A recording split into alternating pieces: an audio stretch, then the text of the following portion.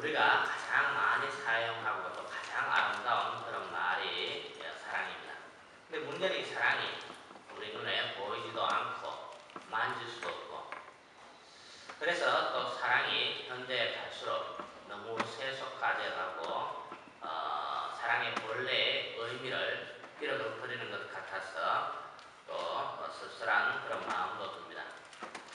예, 오늘 또 마더데이죠. 한국에서는 어버이날 해서 같이 하게 되는데, 이번 미국에서는 마더데이 또 파더데이 이렇게 나누어서 하는데, 제가 들어보니까 파더데이는 별로 안 친다 그래요. 그죠? 어머니만 중요하고 아버지 나는 그렇게 중요하지 않다, 그런 얘기도 들었는데, 예, 오늘 어찌 되었든 간에 우리가 부모님의 이 사랑에 대해서 묵상을 하고 또 그 부모님의 사랑을 우리가 또 갖도록 기억하고 다짐하는 그런 날인 것 같습니다.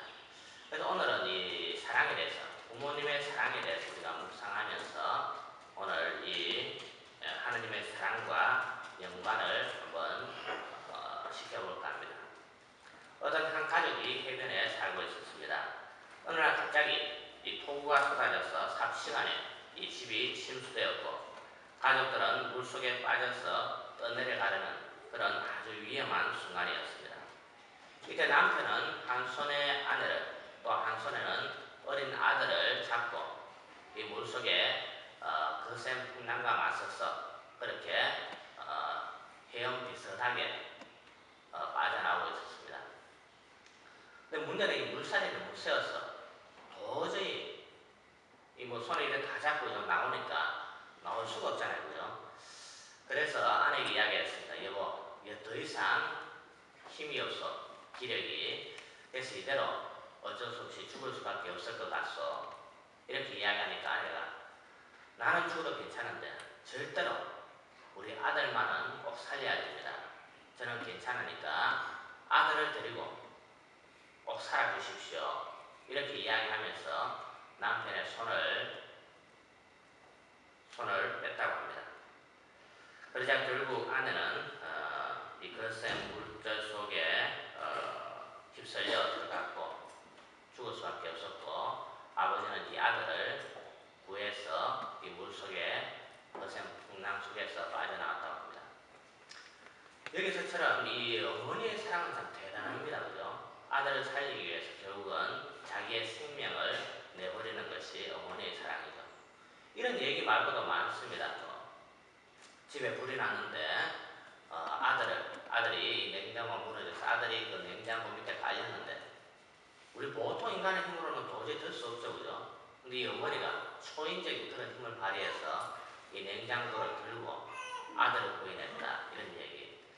또 몇 년 전에 제가 들어보니까 부산에서 한 어머니가 이 애가 타고 있었는데 갑자기 이 차가 이 브레이크가 풀리면서 뒤로 미끄러졌다고 해요.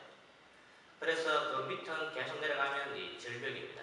절벽인데 그대로 있는다면은 이 차와 함께 아이가 죽을 수밖에 없겠죠. 근데 이 어머니가 이 차의 무게를 견디지 못합니다, 정상적으로는.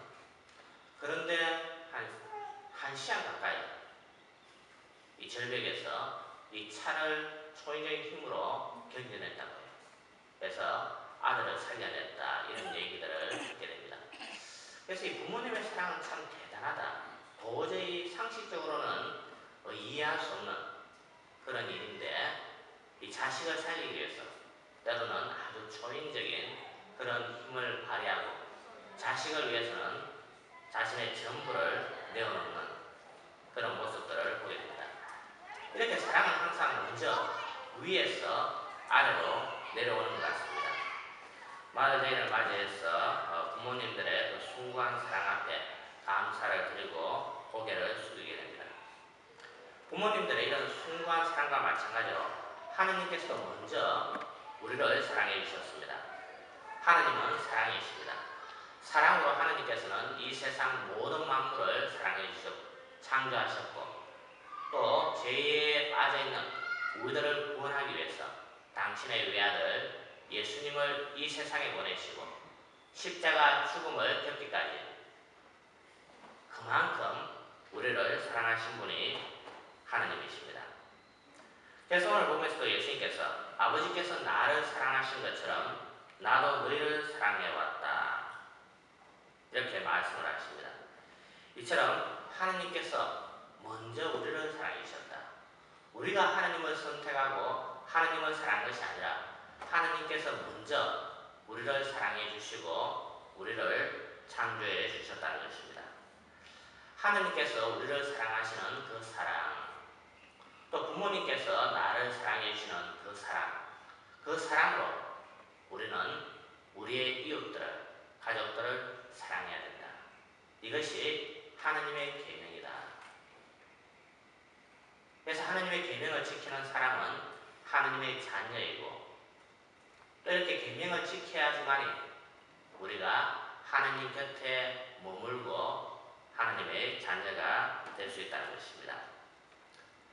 자, 그럼 부모님은 이렇게 우리를 사랑해 주시는데 우리는 부모님들을, 하나님을 얼마나 사랑하는가?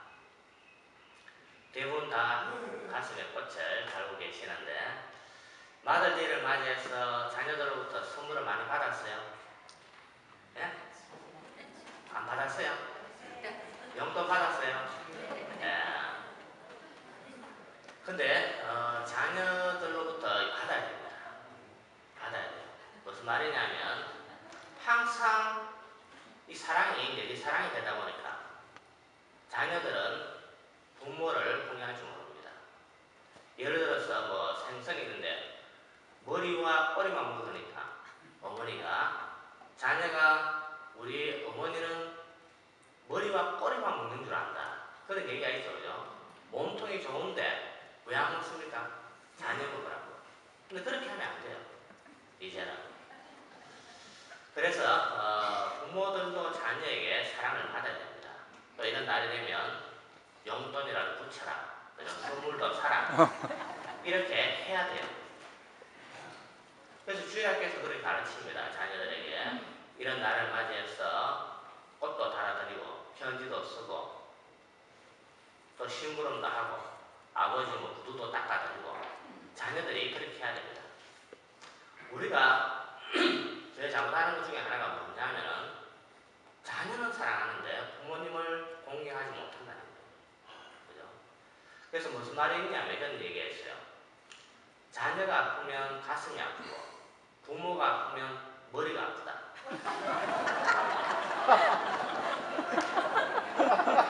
무슨 말인지 이해가 돼요? 네? 애가 아프면은 그 애가 고통스러워하고 기침하고 이러니까 막 부모가 가슴이 쓰립니다. 차라리 내가 아픈 게 나은데. 근데 부모님이 아파서 병원에 가면 1,000만 원 나왔으면 둘인데 내가 반반을 내야 되느냐, 내가 장남인데 더 내야 되느냐, 돈을 어떻게 분배를 해야 되느냐, 뭐 이런 여러 가지 생각 때문에 머리가 아프다.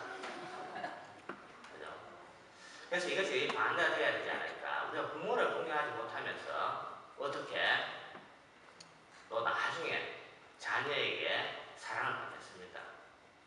부모를 공경하는 그런 모습들을 사실 자녀에게도 보여줘야 한다는 겁니다.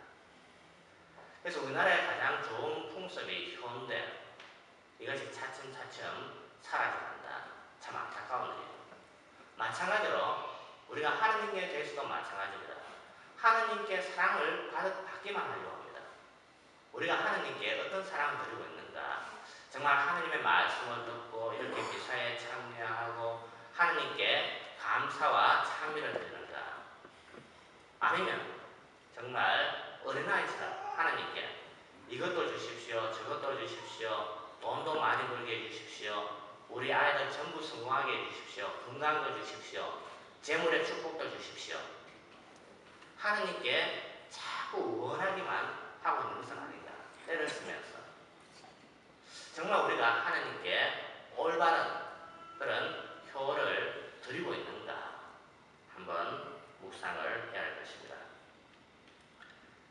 만약 우리가 이렇게 하나님을 제대로 공경하지 못하고 이웃도 제대로 사랑하지 못한다면, 오직 내 가족, 내 자녀 이것만 생각한다면 올바른 그리스도교 신자가 아닙니다.